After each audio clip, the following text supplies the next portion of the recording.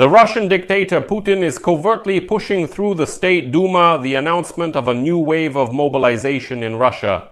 The Kremlin has also requested urgent talks. And now, on July 23rd or 24th, the third round of negotiations between Ukraine and Russia may take place in Turkey. It has already been announced both in Kyiv and in Moscow. However, the parties have different goals for these negotiations. The Kremlin is lying again and claims that their goal is to discuss those very memorandums with proposals for a peace agreement, which both sides were supposed to prepare after the second round of negotiations. But they immediately add that the Kremlin has not abandoned its goals and is not seeking a compromise.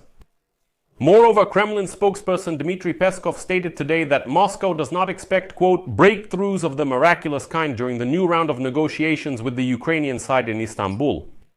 But here they are sure that in Moscow they considered Trump's 50-day ultimatum as a carte blanche for an offensive in Ukraine. At the same time, Moscow is preparing a new wave of mobilization. My name is Alexei Pichi. Next, we'll go through everything step by step, but before we start, I ask you to subscribe to this channel, like the video, leave any comment, and subscribe to the Pichi News Telegram channel. The link to it is in the description of this video. There we publish breaking news as it comes in. And if you want to support the work of this channel, you can do so with any donation on any platform you like. All the links and details are in the description of this video or via the QR code on your screens. I would be grateful for any support you can give. So, this week, negotiations between Ukraine and Russia have been announced in Istanbul, and it's already clear that nothing substantial will be decided there. Moscow does not expect any breakthroughs or miracles during the new round of negotiations with the Ukrainian side in Istanbul scheduled for this week.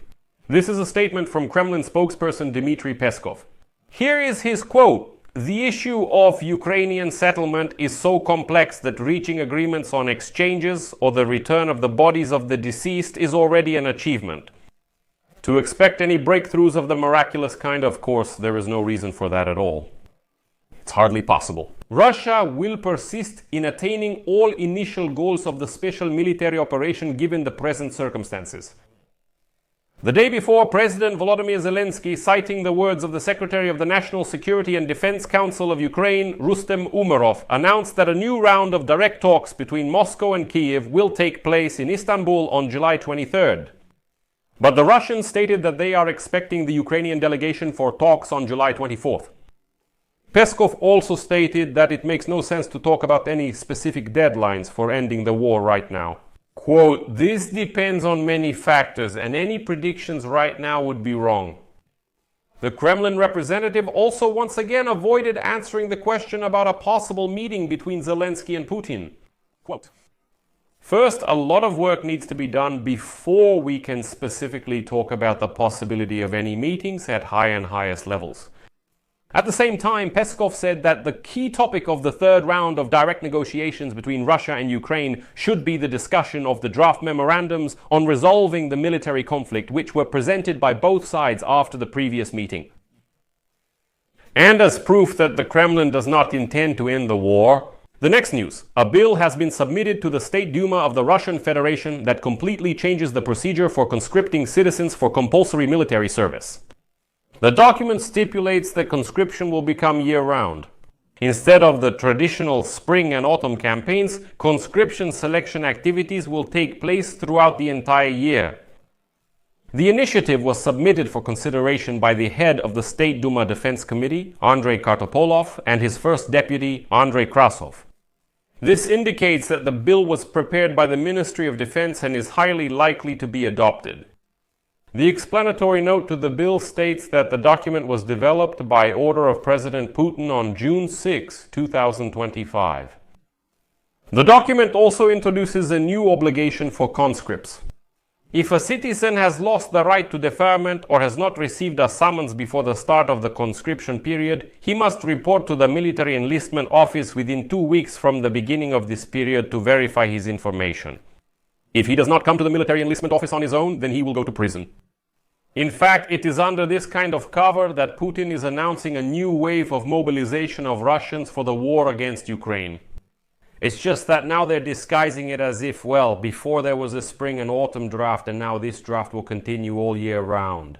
Well, really, why bother the military enlistment officers to work only during 2 periods? You can draft all year round, why not?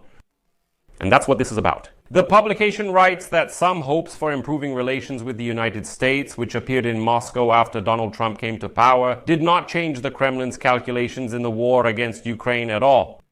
And the change in the position of the United States president, who is increasingly expressing dissatisfaction with Vladimir Putin's growing aggression, was also taken calmly. And the 50-day deadline he announced for starting peace talks was even met with relief. Many Russian officials interpreted Trump's threats as giving Putin a 50-day carte blanche for active warfare. As the publication writes, quote, "A lot can happen in 50 days, and Putin knows it. He considers Trump to be an emotional and impressionable person. Moscow will continue to test the waters in its relations with Washington to improve them. They do not consider this rift irreversible." For now, the Russian authorities intend to intensify their offensive in Ukraine, and Trump's 50-day ultimatum is likely to make Putin, on the contrary, double down on military efforts during this period. And here I'll give you another quote. "The war in Ukraine is an existential issue for Putin," said another former high-ranking Kremlin official. He claims Muscovites are not disappointed that they couldn't reach a deal with the United States president. Whatever hopes Putin had for improving relations with Trump, they always took a back seat to his maximalist goals in Ukraine. Meanwhile, the United States Congress will not consider bills on new sanctions against Russia until the ultimatum set for Russia by American President Donald Trump expires. This is the official statement from the Speaker of the United States House of Representatives, Mike Johnson. Here is the quote. "I think that the House of Representatives and the Senate agree that given the White House has set this 50-day deadline, we need to allow the Commander-in-Chief of the administration, the Secretary of Defense, and the Pentagon to do what they are going to do. And we will see how all of this turns out." And as he notes, some members of Congress continue to insist on tougher sanctions against Russia, in particular on passing a bill for a 500% tariff on goods from countries that buy Russian oil. This bill was postponed after Trump issued his ultimatum to Russia, threatening to impose a 100% tariff on the Kremlin's trading partners. Republican leaders in both chambers of the United States Congress stated that they would not bring any sanctions bill against Russia to a vote without the personal approval of Donald Trump. And then Johnson made an extremely strange statement, quote, "We need peace there." This has gone on too long with too many innocent deaths. It would seem like everything is fine. And at the end he adds, "And we don't want any further American involvement in all of this at all." This last phrase is alarming because it looks like Trump, after 50 days, won't carry out his threats but will simply say, "I'm washing my hands of this and leaving." I don't want to predict, and God willing, things will turn out differently. So for now, I'll just leave it at that. Share your opinions and conclusions in the comments below this episode, subscribe to the channel, hit the bell, and don't forget to like. That's all for now. Take care. Goodbye, everyone. Subtitles created by